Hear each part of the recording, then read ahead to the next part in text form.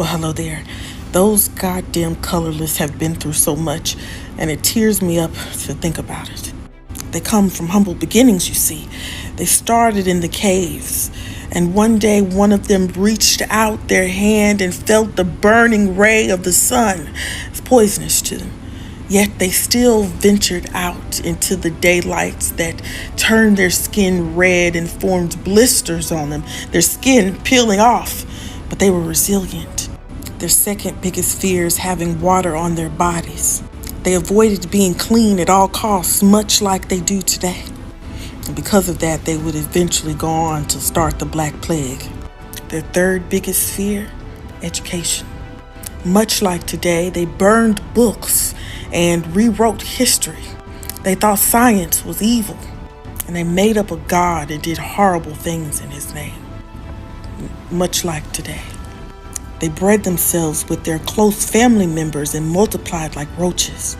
They made caste systems for each other and really embraced being oppressed by royalty.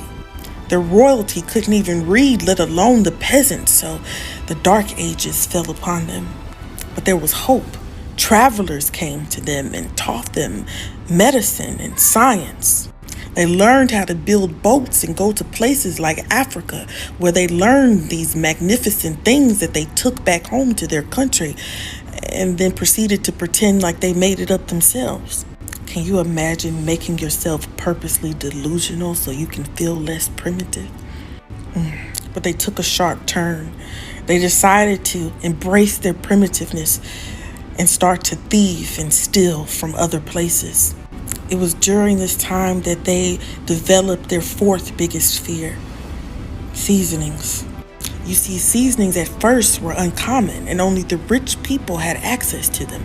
But with imports and exports, seasonings became more common, and now the peasants could have access to them.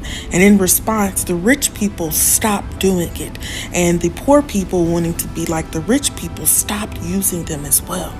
Until this day, they haven't gotten over that. They then went on to enslave people. Do you know how hard it was to oppress their own people and then oppress others? They had to do two things at once. They then had to commit massive genocides in places like Africa and the Americas.